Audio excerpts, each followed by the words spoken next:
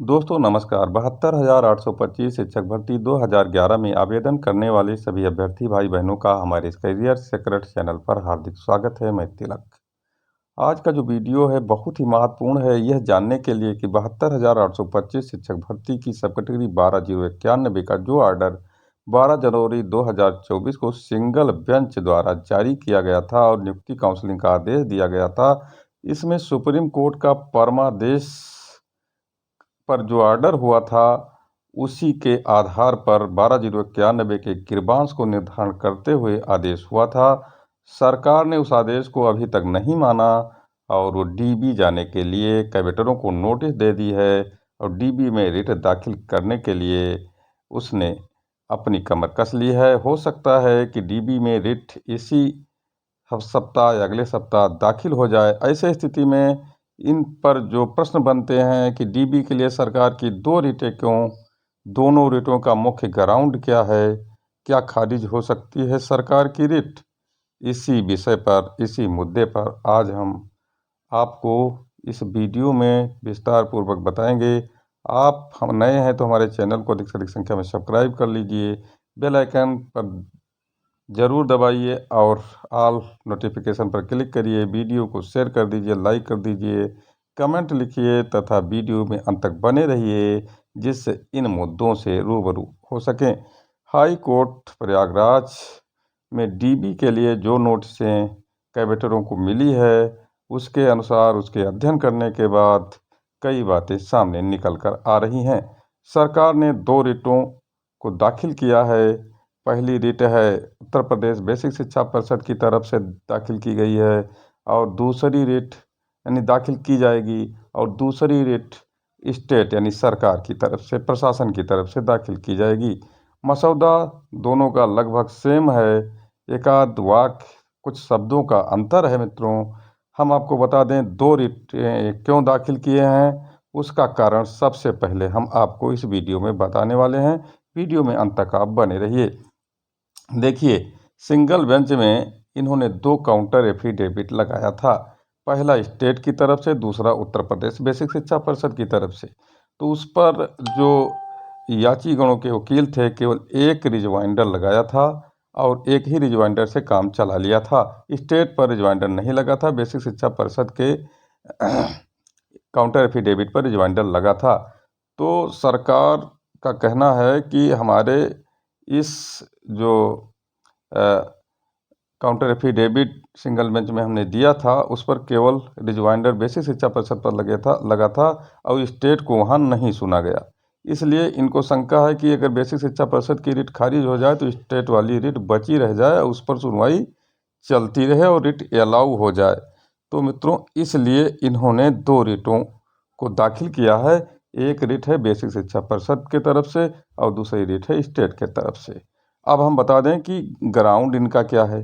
तो इनका ग्राउंड है, इन्होंने कहा है कि सुप्रीम कोर्ट ने जो आदेश दिया था उस आदेश को अनदेखी करते हुए सिंगल बेंच ने 12,091 के गिरबांश का निर्धारण किया है, जबकि सुप्रीम कोर्ट ने सरकार के क्लोजर रिपोर्ट को माना था और सरकार को लिबर्टी दे दी थी। तो एक तो पॉइंट ये हो गया। दूसरा पॉइंट ये कह रहे हैं कि कानूनी निगाह में यह गलत है कि सुप्रीम कोर्ट के आदेश को बिना देखे सिंगल बेंच ने इनके पक्ष में ऑर्डर यानी 12,091 के पक्ष में ऑर्डर दे दिया। तीसरी बात इन्होंने यह कहा कि सरकार ने हमको लिबर्टी दी थी कि जो सीटें रिक्त बची हुई हैं उसको आप चाहें भरें या ना भरें, तो हमने उन सीटों को कैरी फॉरवर्ड कर दिया। इन्होंने इसमें साफ साफ लिखा है कि 2018 में 68,500 और 2020 में 69,000 भर्ती करके उन्हीं भर्तियों में हमने सीटों को समायोजित यानी ऑब्जर्व कर दिया। ये इनका कहना है और इसको अनदेखी करते हुए सिंगल बेंच ने ऑर्डर दे दी है, सीटें हमारे पास नहीं हैं। दूसरी बात इन्होंने यह भी कहा है कि सुप्रीम कोर्ट में इन लोगों का कंटेम्प्ट खारिज हो गया था और इसलिए जो है इनका गिरबांश नहीं बनता है।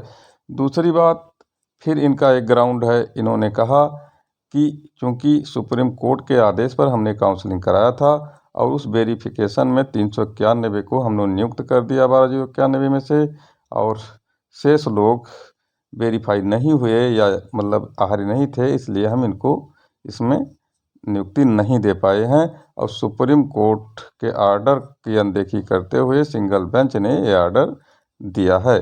ऐसी स्थिति में इन्होंने बहुत सारी बातें वही घुमा फिरा कर रखी हैं और अंत में इन्होंने स्टेट की रिट में यह दिखाया है कि स्टेट को बिना सुने हुए, उस पर कोई रिजवाइंडर बिना लगाए हुए, उस पर कोई बिना बहस किए हुए सिंगल बेंच ने 12/091 के पक्ष में आर्डर दे दिया है।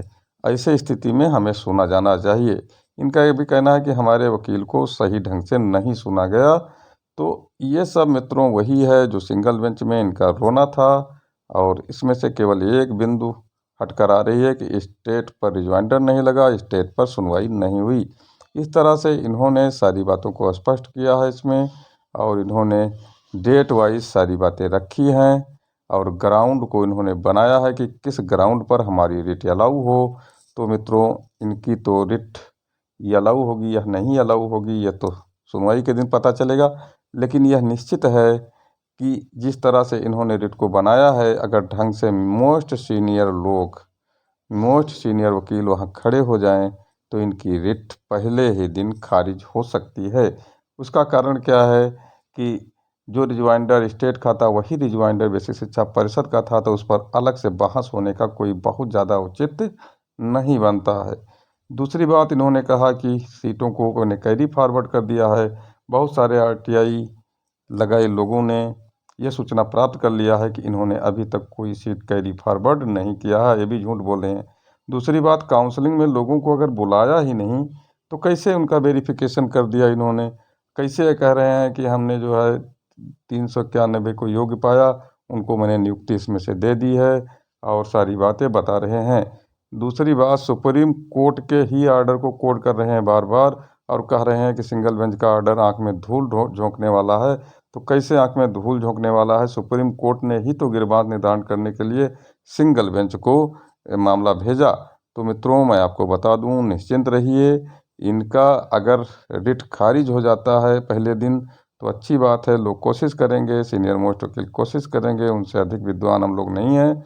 दूसरी बात, अगर रिट अलाउ हो जाती है तो अधिक से अधिक 2 या 3 तारीखें ही चलेंगी, उसके बाद में सरकार वहाँ से खारिज हो जाएगी, ऐसा मुझे लगता है।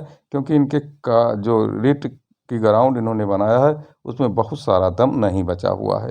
तो हम आपको वीडियो इसलिए बनाएं कि आप पूरी तरह से वाकिफ़ हो लें और बिल्कुल ना डरें और ना घबराएं। निस्संदेह आप अपने जो है लक्ष्य पर लगे रहिए और तैयारी करते रहिए सुनवाई की। धन्यवाद मित्रों।